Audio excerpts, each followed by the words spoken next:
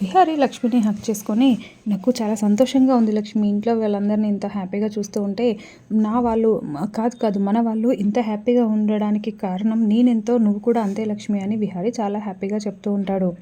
ఇంకా లక్ష్మి ఏమో ఇప్పుడు విహారీ గారు ఇంత సంతోషంగా ఉన్న టైంలో ఇప్పుడు ఆ ఊరి జనాల సమస్య గురించి చెప్పి విహారీ గారిని బాధ పెట్టడం ఎందుకు, ఆ సమస్యను నేనే పరిష్కరిస్తాను, నేనే వెళ్ళి చూసుకుంటాను అని ఆలోచిస్తూ ఉంటుంది. సరే లక్ష్మి, అక్కడ పెళ్లి మండపం దగ్గర పనులన్నీ అయ్యాయో లేదో నేను వెళ్ళి చూసుకుంటాను అని విహారీ చెప్తాడు. సరే విహారీ గారు అని లక్ష్మి చెప్తుంది. ఇంకా అలా లక్ష్మి బయలుదేరి వెళ్తుంది. మరోవైపు ఊరి జనాలందరూ చాలా బాధపడుతూ ఉంటారు. ఇంకా అప్పుడు వీర్రాజు ఏమో, నేను ఆ రోజే గడప గడపకి ఇంటింటికి వచ్చి ఆ ఫ్యాక్టరీ వాళ్ళకి పొలాలు అమ్మాయంట్రా అని చెప్పాను. ఎవరైనా నా మాట విన్నారా? ఇప్పటికైనా మించిపోయింది ఏం లేదు.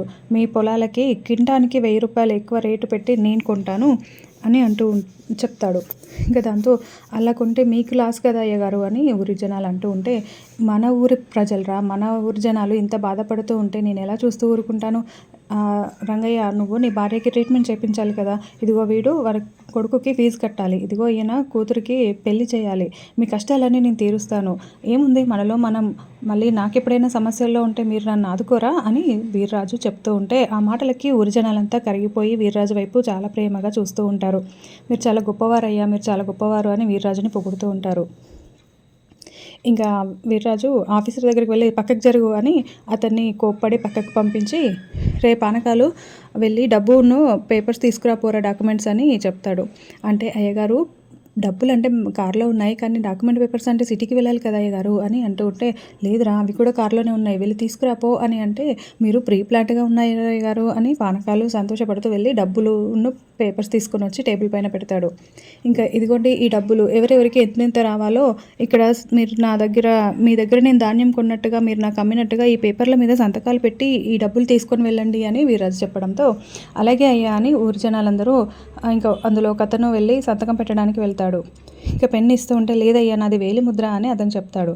ఇంకా అతను తంబు వేసే లోపే అప్పుడే లక్ష్మి అక్కడికి వచ్చి, ఆగండి అని అంటూ ఉంటుంది.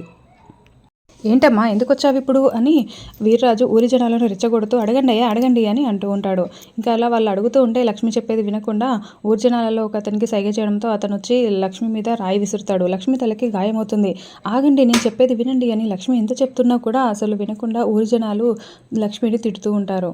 మరోవైపు వీర్రాజు ఆయన కూడా లక్ష్మి చెప్పడానికి ట్రై చేస్తూ ఉందని వీర్రాజు ఒక దానికి సైగ చేయడంతో అతను కర్ర పెట్టి లక్ష్మిపై తలపైన కొట్టడానికి వెళ్తాడు. దాంతో లక్ష్మి అతన్ని ఆ కర్రని చేయితో గట్టిగా పట్టుకొని, ఆగుతారా అని గట్టిగా అరుస్తుంది. ఇంకా అందరూ చాలా సైలెంట్గా ఉంటారు.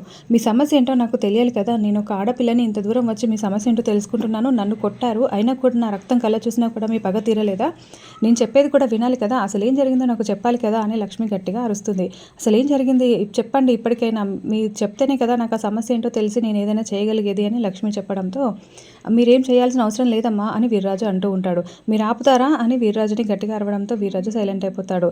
ఏంటమ్మా ఈ పంటలు నాసిరకం అంటున్నారు, అన్ని కెమికల్స్ వేసి పండించారంటున్నారు, మీరిచ్చిన పంటలే కదా, మీరిచ్చిన విత్తనాలు వేసే కదా పండించాము అని ఊరి జనాలు చెప్తూ ఉంటే, ఎవరన్నారు ఆ మాట అంటే, మీ ఆఫీసరే అమ్మా అని చెప్తారు. ఏంటి అని అతన్ని పిలిచి, రండి అని అతని దగ్గరికి వెళ్ళి తీసుకొని వచ్చి, మీరు వీక్రాఫ్ట్ ఆఫీసరా అంటే, అవును మేడం నేను మీ ఆఫీసర్నే అని చెప్తాడు. అవునా మీ ఐడి చూపించండి అంటే, ఐడి మర్చిపోయాడేమో అని వీర్రాజు చెప్తూ ఉంటాడు. ఇంకా అతనేమో గుటకలు మింగుతూ ఉంటాడు. లేదు చెప్తారా లేదా, మీ ఐడి చూపించండి అంటే ఇంక అతను సైలెంట్గా ఉంటాడు. పోనీ మేనేజర్ పేరేంటో చెప్పండి అని లక్ష్మి అడగడంతో, ఊరిని ఇదేంట్రా ఇలా క్వశ్చన్లు అడుగుతుంది అని వీర్రాజు టెన్షన్ పడుతూ నాలుక కొరుక్కుంటూ ఉంటాడు. ఏంటమ్మా ఏంటి, పంటలు అవి కొనమని చెప్పారు కదా, మళ్ళీ ఇంకా ఏంటి మీ పెత్తనాలు ఇక్కడ అని వీర్రాజు అంటూ ఉంటే, మీరు ఆగండి అని మళ్ళీ వీర్రాజుని ఆపి, చెప్తారా లేదంటే పోలీసులకి ఫోన్ చేయనా అని లక్ష్మి బెదిరించి అతన్ని కొడుతుంది.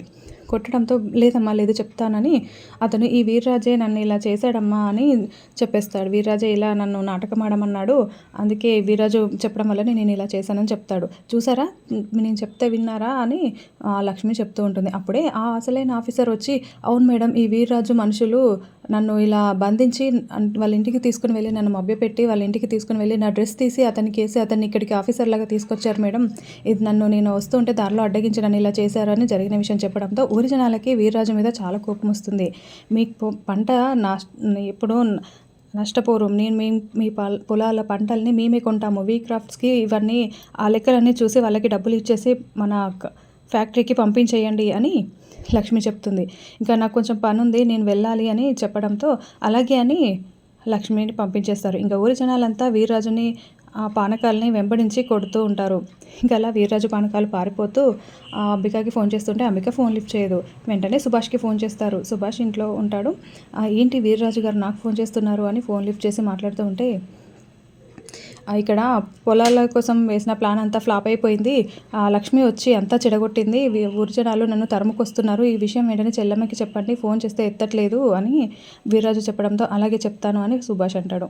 మరోవైపు ఇంటి దగ్గర పెళ్లి పనులు జరుగుతూ ఉంటాయి. అందరూ గెస్ట్లు వస్తూ ఉంటే చారుకేశ, విహారీ, పండు వాళ్ళని రిసీవ్ చేసుకుంటూ ఉంటారు. ఇంకా ఆ తర్వాత లక్ష్మి ఎక్కడ, బాబాయ్ లక్ష్మి కనిపించిందా అని విహారీ చారుకేశని, పండుని అడుగుతూ ఉంటే లేదు కనిపించలేదు అని వాళ్ళు చెప్తారు. ఒకసారి లక్ష్మికి కాల్ చేయని చారుకేశ చెప్పడంతో విహారీ పక్కకు వచ్చి లక్ష్మికి ఫోన్ చేస్తాడు. లక్ష్మి ఫోన్ లిఫ్ట్ చేసి ఉంటుంది. ఇంకా లక్ష్మి తలకి అయిన గాయానికి బ్యాండేడ్ వేసుకొని కారులో బయలుదేరి వస్తూ ఉంటుంది. హలో విహారీ గారు అని లక్ష్మి మాట్లాడుతుంటే, ఏంటి లక్ష్మి ఎక్కడికి వెళ్ళావు, ఇంట్లో కనిపించట్లేదు అంటే, అది విహారీ గారు ఇలా రామాపురం ఊరి జనాలకి ఒక సమస్య వస్తే నేను వచ్చి సాల్వ్ చేశాను అని లక్ష్మి చెప్తుంది. అదేంటి లక్ష్మి, ఇంత పెద్ద విషయం జరుగుతుంటే నాకెందుకు చెప్పలేదు? ఇప్పుడు ప్రాబ్లం సాల్వ్ అయిపోయింది, పాజిటివ్గా ఉంది కాబట్టి ఓకే, ఏదైనా సమస్య వచ్చుంటే ఎలా ఒక్కదానివే పోయి అలా ఇబ్బంది పడతావా అని విహారీ అడుగుతూ ఉంటాడు. దానికి లక్ష్మి, అది కాదు విహారీ గారు, నన్ను ఎండీగా పెట్టింది ఊరికేనే కాదు కదా, నా కేపబిలిటీ ఏంటో నేను చూపించుకోవాలి కదా, ఉట్టిగానే పెట్టారా ఏంటి నన్ను ఎండీగా? ఏం లేదు, అంతా బాగానే జరిగింది, నేను వస్తున్నాను విహారీ గారు, ఒక గంటలో అక్కడికి వచ్చేస్తాను అని లక్ష్మి చెప్తుంది. అలాగే లక్ష్మి అని విహారీ ఫోన్ పెట్టేస్తాడు. మరోవైపు ఇంకా బాబు పెళ్ళికొడుకుని తీసుకురండి అని పూజారి గారు చెప్పడంతో సుభాష్, అంబిక ఇద్దరు వచ్చి అక్కడ పెళ్లిపీటల మీద కూర్చొని ఉంటారు. ఇంకా అప్పుడే సుభాష్ అంబికకి ఆ లక్ష్మి ప్లాన్ మొత్తం ఫ్లాప్ చేసింది, రామాపురం వెళ్ళి ఊరి జనాలకి అంత నిజం తెలిసేలా చేసిందంట అని చెప్పడంతో అంబిక చాలా మండిపడుతూ ఉంటుంది.